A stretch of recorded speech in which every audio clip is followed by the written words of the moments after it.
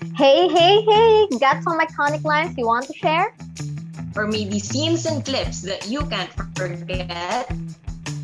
No matter what it is, let's listen to our podcasters who'll be sharing their thoughts. No what's in, it's behind the film. Before anything else, let us introduce ourselves first. I am Aya. Hello people, this is me, the one and only Kyle. And my name is Shella. We will be your hosts for this show. Going back to year 2014, let's have our podcasters speak about this iconic film trailer, Four Sisters and a Wedding. I love that movie. Now, let us introduce our podcasters so they can share with us their favorite scene from the film trailer. Right. I am so excited to know their thoughts and reactions that they will be sharing with us. Of course, it includes us dressing up like the characters. Sister number 1, si Teddy. Oh my goodness, I am so smart. Sister number 2, si Bobby. True love my ass. Sister number 3, si Alex. I love my life.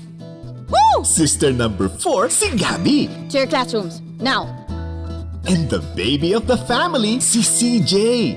I'm getting married! Magpapakasal? Hindi kayo nakulam o nagayon mo yung bunso natin? Kung Techi, ano pa man ang opinion natin, kailangan yung umuwi para sa big event. Ate Bobby! Ikaw ba sigurado dyan sa babaeng papakasalan mo? Oo naman ate. Chararat daw, sabi nitong si Alex. Anong chararat? Chararat yung Unattractive. pinaganda mo pa. Pangit. I love you, my love. I love you too, my love. Good morning, sir. The old maid. Alex. The black sheep of the family. The maid in Spain. Maid. Bobby. The New Yorker. Caregiver. I am a corporate communications manager. I am required to have an extensive vocabulary so I never use inane and poorly worded language like black sheep and old maid to describe the people I just met. Hello! Welcome! I'm Jonette. Hello, Janet. Hindi Janet. Jonette. Tita, si Princess po. Speaking of the devil, the only one who inherited my beauty. Shining, shimmering, splendid Princess Antoinette. Are the sisters ready to let him go? Ano bang tingin yung gagawin ng kapatid ko sa anak niyo? Huhututan ng pera? We have to do something and stop that wedding. Wala kaming kinalaman dito, okay? Lahat naman tayo iisa lang gusto ang wag makasal si CJ kay Princess. Are the sisters trying to fix their brother's life? So may plano kayo? Kayong lahat? Ano yung plano nyo, ha? Na iparealize sa'yo na hindi ka dapat magpakasal kay Princess. Or do they need to fix their own? Kapag ikaw nagbiro kahit masakit, okay lang. Kaya nga joke yun, hindi ka dapat nasasaktan doon. Don't give comments about my personal life because I don't give comments about yours. Pag-aaway-awayan ba natin to ngayon? Why do I even have to take sides? Okay na, talo na ako. Talo na ako. Si CJ pa ba ang pinag-uusapan natin? Hindi ka ba nag-isip? Hindi mo ginamit yung utak mo? My God! Ate, Gets ko na, palpak nga eh.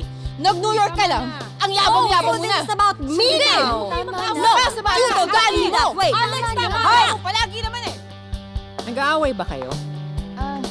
Hindi ba, naglalaro ho kami ng... charades ma. As Star Cinema celebrates 20 years of bringing life, love, and hope on the big screen, we proudly present, for the first time, a gathering of today's biggest stars on film, Four Sisters and a Wedding. If that was your attempt of breaking us up, then you failed. Pwes, bigyan ng maraming options. Options, options, options. A film by Kathy Garcia Molina. Hello to everyone, my name is Yu and today I'm going to show you some of my recent clips from the film trailer. I'm Kobe. I am also excited to share with you some of my thoughts, especially with the sisters. Can't agree more with you. Ayasha here, and we are the podcasters that will be with you throughout the show. Hi everybody, I'm Jazza and I can't wait to share my views.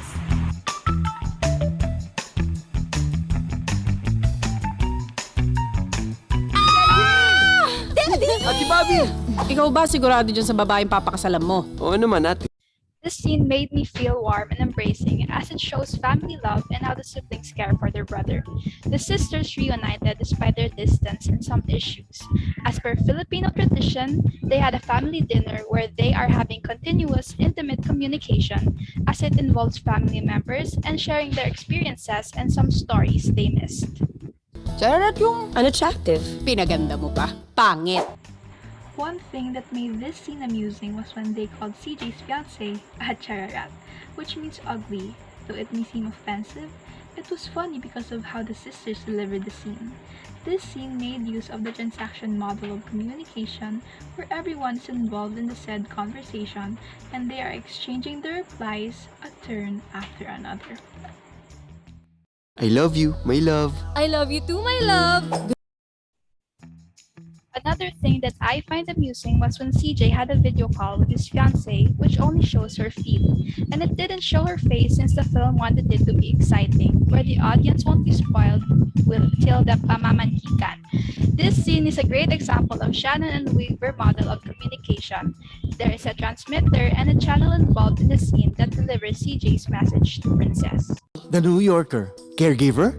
Though giving your thoughts to someone based on their status and by meeting them for the first time, Princess' father openly criticized and asserted propositions on them based on their work by using words such as black sheep, made in Spain, old maid, and New Yorker.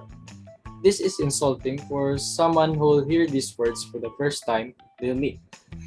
The communication they had was not too formal, but rather Honey Boy suggested to be casual instead. I am required to have an extensive vocabulary so I never use inane and poorly worded language like black sheep and old maid to describe the people I just met.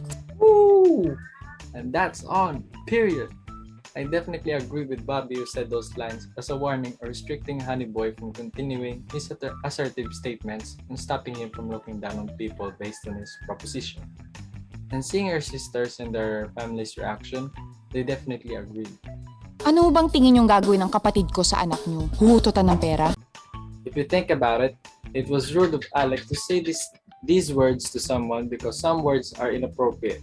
And it feels like you're underestimating someone because of their status. In communicative strategy, Alex used a transition and shifted the topic by asking, "What do you think will my brother do to your daughter? Extort money?" You love my... I guess that's one word to describe true love. Naglalaro ho kami ng... charades, ma. What was that for? Why are they fighting? I guess we'll know once we watch the movie.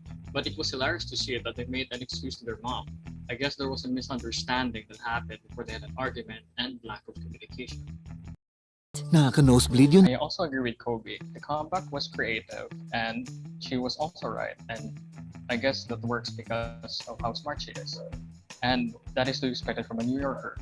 I think the communication made use of the emotional expression in which Bobby disagreed, seeing how her sisters were offended and decided to express her feelings of humiliation. Of the devil, the only one who inherited my beauty, shining, shimmering, splendid Princess Antoinette. I guess that's one way to encourage everyone to watch the movie, huh? Showing us a hint or foreshadowing of an event is one way to steer the audience feeling about the film trailer. Janet presented her daughter to CJ's family in a performative utterance manner, wherein Janet was the cue that Princess was waiting before presenting herself. Sigurado dyan sa babaeng papakasalan mo. Oo naman, ate. Chararat daw, sabi nitong si Alex. Ano? I guess that they are using a communicative strategy to keep the conversation flows on a certain topic. Teddy asked CJ about his fiancée, and it shows how nomination or how established a topic effectively is done. Teddy restricted the other speakers to take their turns by replying to CJ's answer immediately. Oh my goodness, I am so smart. And speaking of Teddy also used an assertive way of speech by stating that she is so smart. Well, I guess we'll know if she really is smart once we watch the movie. But her confidence is what puts her character in the spotlight.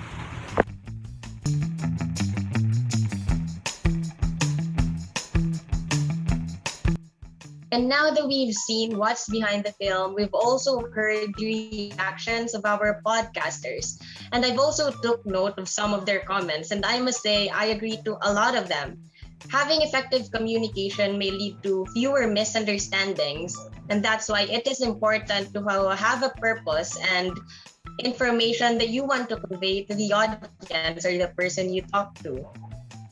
I agree with you, Kyle. It is definitely a must if one can deliver messages clearly, since there is no room for misunderstandings or alteration of messages. And it also can decrease the potential for conflicts. Effective communication is a key factor to ensure that the situation is resolved in a respectful manner. Wow! On the other hand, I also agree with our podcasters' reactions. I believe that a family should watch this together. That was a lot to take in. Certainly, the years do not lessen the impact of the trailer for this iconic movie. Nice idea, Shella. Guess I'll do that with my fam then. Indeed, seeing all those characters and their actor counterparts brought a lot of nostalgia to my heart. Anyways, that ends our show, everybody. To end our show, let's once again thank our podcasters who shared their thoughts and reactions with us. Stay curious as we unravel our podcasters' reactions to their favorite scenes, iconic lines you can't forget, and listen to how these podcasters interpret it. Know what's in behind the film. film.